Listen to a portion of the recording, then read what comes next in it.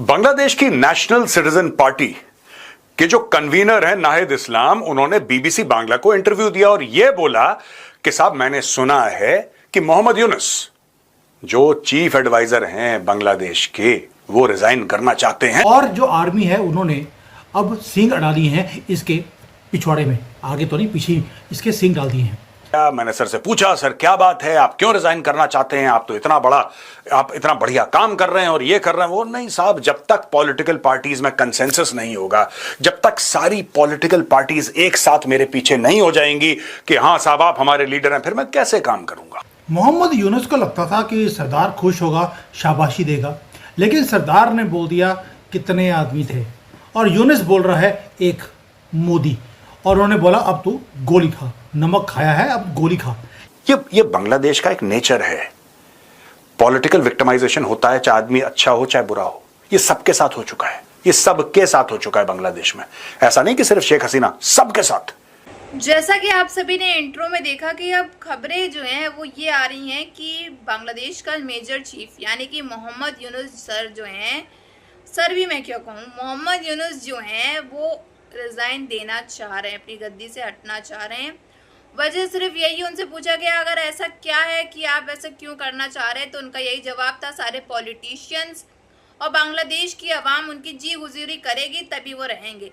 लेकिन वहीं दूसरी तरफ उनसे सवाल ये पूछा गया है कि आखिर आपने बांग्लादेश के लिए आज तक किया ही क्या है। जब से शेख हसीना गई हैं तब से बांग्लादेश के अंदर आपने क्या डेवलपमेंट ऐसी कर दी है। और जब भी आपसे इलेक्शन की बात की जाए तो आप ये कहते हैं कि बांग्लादेश के अंदर एक डेवलपमेंट हमको ऐसी करनी है जो दुनिया भर के लोग जो है वो याद रखे कि मोहम्मद यूनुस जब था तब ये डेवलपमेंट हुई थी। लेकिन इसने आज तक कुछ नहीं कर पाया ये, और बांग्लादेश की आवाम जो है वो मोहम्मद यूनुस के तशरीफ फाट जूता मारे पड़ी है इस समय। अच्छा दोस्तों, चक्कर यही है ना, problem with autocrats, and I am here directly calling Mohammad Yunus an autocrat, a dictator. I tell you why. मैं क्यों बोल रहा हूं उसको, मैं इसलिए उसको डिक्टेटर बोल रहा हूं because he does not have the blessings of the Bangladeshi people. ठीक है, आप खालिदा जिया हो, आप शेख हसीना हो, आप XYZ कोई भी हो, एज लॉन्ग एज आप वोट लेकर आए हैं और कुर्सी पे विराजमान हैं तब तक बात ठीक है। आप अच्छा करें बुरा करें, लेकिन जो आप कर रहे हैं लोगों के आशीर्वाद से कर रहे हैं। इसको किसका आशीर्वाद है? फाउंडेशन के थ्रू फंडेड है ये आदमी मोहम्मद यूनुस। तो इनका यह कहना था कि साहब ठीक है कोई बात नहीं, हम यहां पे आएंगे, यहां पे अमेरिका आएगा, मैं बांग्लादेश को बेच दूंगा पूरा। I will sell Bangladesh to the Americans, और फिर मेरी गद्दी बनी रहेगी, मेरा पैसा बना रहेगा, मेरा रुतबा बना रहेगा, and I will be the de facto ruler of Bangladesh. ये सारी की सारी स्टोरीज उसने अपने दिमाग में चला ली। अब क्या हुआ कि ट्रंप जीत गया, और जैसे ही ट्रंप जीता, ये बात हम पहले भी डिस्कस कर चुके हैं, जैसे ही ट्रंप जीता ट्रंप ने अपना हाथ पीछे खींच लिया। ये डिक्टेटर की मर्जी थोड़ा ना चलेगी। अच्छा, यहां पे ये लगातार दर लगातार ये कह रहा है कि नहीं इलेक्शंस के बारे में मैं बताऊंगा तुम्हें, I will tell you about elections. यार जब होंगे तब मैं बता दूंगा, तुम्हें क्या जल्दी है, पहले मुझे बांग्लादेश में कुछ सुधार करना है, मुझे बांग्लादेश में कुछ करेक्शंस करने हैं। तो भाई साहब 5 अगस्त को शेख हसीना भाग गई थी पिछले साल, 5 अगस्त डेट याद रखिएगा, 5th of August Sheikh Hasina को निकाल फेंका। उसके 48 घंटे के अंदर ये भाई साहब विराजमान हो गए। हटा दो, अरे छोड़ो यार, तुम उसके अंदर काले भेड़िया की फोटो लगा दो, उससे क्या होगा? तुम बांग्लादेश के टका पे काले भेड़िया की फोटो लगा दो, उससे होगा क्या? तुम हटा दो शेख मुजीबुर रहमान की photo. Tell us what you have actually done for the people of Bangladesh, tell us how you have performed in the past 9 months। वहां पे दोस्तों इसने बोला कि तुम मुझसे चुनाव के बारे में बात मत करो, 2026 में मैं सोचूंगा इसके बारे में। अभी सोच भी नहीं रहा है, 25 में ये नहीं कह रहा कि 2026 में चुनाव करवा दूंगा, लेकिन सोचूंगा मैं 2026 में। नेशन ऑफ परपेचुअल प्रोटेस्टर्स, काम नहीं करना, प्रोटेस्ट करना है, हर चीज में प्रोटेस्ट करना है, झंडा लेके डफली लेके पहुंच गए। अरे काम कब करोगे ये बताओ यार। अच्छा ये देखिए, यहां पे एक और चीज आई है सामने। मोहम्मद यूनुस कहता है कि मैं इस्तीफा दे दूंगा अगर सारी की सारी पार्टीज मुझे सपोर्ट नहीं करेंगी। BNP सड़क पे आ गई है, खालिदा जिया की पार्टी सड़क पे आ गई, और खालिदा जिया की पार्टी ये कह रही है कि भाई क्लियर रोड मैप दो इलेक्शन का। जैसा मैंने बताया था चुनाव कब होंगे ये बता, बोलेंगे कि भाई साहब चलो तुम 1 साल रहे विराजमान, तुम 1 साल का हिसाब दो। फिर जैसे जैसे शेख हसीना भागी थी ना, उन लोगों ने, मौलवी मौलानाओं ने बांग्लादेश में इसको यह भी थ्रेट दिया है कि शेख हसीना को तो फिर भी हमने 45 मिनट दे दिए थे, बेटा तुझे 5 मिनट नहीं देंगे।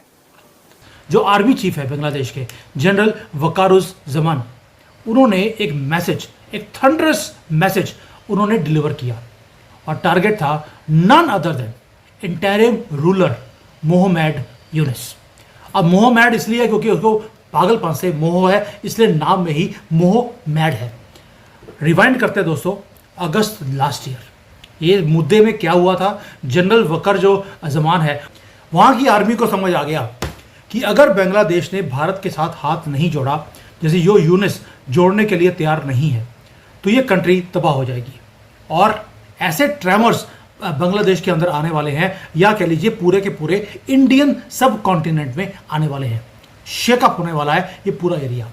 वो क्यों? क्योंकि आपको मालूम है कि बांग्लादेश में प्रॉब्लम आएगी तो प्रॉब्लम स्पिल ओवर होकर भारत में भी आएगी। वॉज इंस्टॉल्ड मोहम्मद यूनुस, यही आदमी जो कहता था कि मैं ग्लोबल डार्लिंग है पूरे दुनिया का, वॉशिंगटन का ब्लू आइड बॉय है, उसको बिठा दिया गया।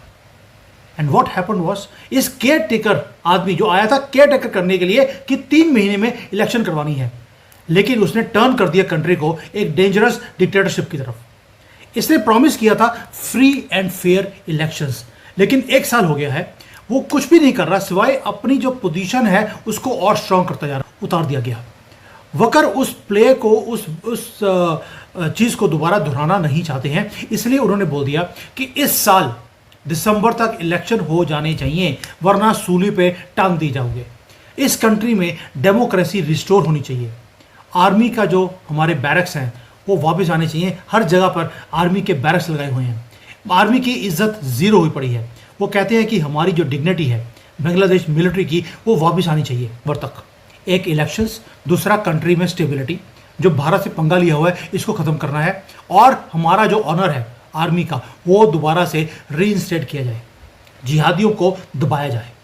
बट यूनुस तो ऐसा है कि वो चाहता है कि पावर में बैठा रहे, बेशक एक भी वोट ना मिले।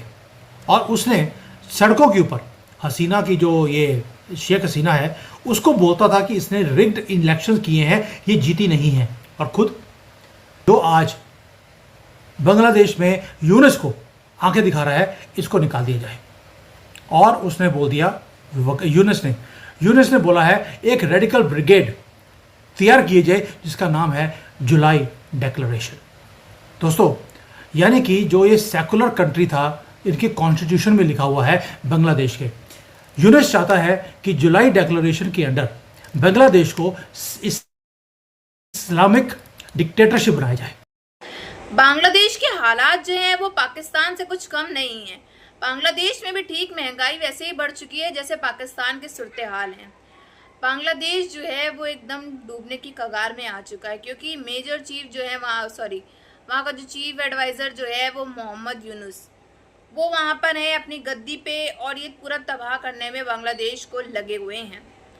जब तक शेख हसीना थी तब तक बांग्लादेश के हालात जो थे वो बेटर थे, लेकिन अब और ज़्यादा ख़राब होते चले जा रहे हैं। इस समय तशरीफ फाट जूते पड़ रहे हैं इस समय मोहम्मद यूनुस के मुंह पे, और ये बहुत जल्दी धुले जाएंगे अवाम के द्वारा। इनके खिलाफ स्ट्राइक्स लगती हैं, आवाम जो है इनके खिलाफ नारे लगाती है रोडों पे, और बहुत ज़्यादा जो है इनकी आवाम जो है इन्हीं को गालियां देती फिरती है कि आखिर मोहम्मद यूनुस ने किया ही क्या है बांग्लादेश के लिए। आज तक ये इलेक्शन भी नहीं करवाना चाह रहा है, ना अपनी गद्दी से हटना चाह रहा है, सिर्फ बड़ी बड़ी बातें करता रहता है मोहम्मद यूनुस। आखिरकार कुछ करता नहीं है। सारे जिहादियों के अलावा इनके साथ कोई भी खड़ा नहीं है। बांग्लादेशी कट्टरपंथियों ने क्या हिंदुओं के साथ किया था ये सब आप जानते होंगे। कैसे हिंदुओं के ऊपर बांग्लादेश के अंदर अत्याचार हुआ जो आज तक कभी नहीं हुआ। शेख हसीना के रहते हुए भी आज तक ये नहीं हुआ था। जो बांग्लादेश के अंदर जब मोहम्मद यूनुस था तब ये चीज़ हो गई। भारत भी काफ़ी ज़्यादा बांग्लादेश पे बौखलाया हुआ है इस समय, क्योंकि पाकिस्तान का बांग्लादेश साथ दे रहा है पूरा का पूरा। अब मुझे तो लगता है बांग्लादेश भी जो है बजाया जाएगा, अवाम के द्वारा तो बजाया जाएगा ही जाएगा, भारत के द्वारा भी बजाया जाएगा, क्योंकि बांग्लादेश जो है इस समय भारत के दुश्मन पाकिस्तान के साथ हाथ मिलाए बैठा हुआ है। बांग्लादेश को भी एक एक करके अच्छे से धुलाई की ज़रूरत है लग रहा है इस समय। बांग्लादेश भी अब बहुत जल्दी धुना जाएगा भारत के द्वारा। लेकिन इसमें आपकी क्या राय है ये ज़रूर बताइएगा कमेंट बॉक्स में। अगर आपको हमारी वीडियो अच्छी लगी हो तो like share and comment and subscribe please.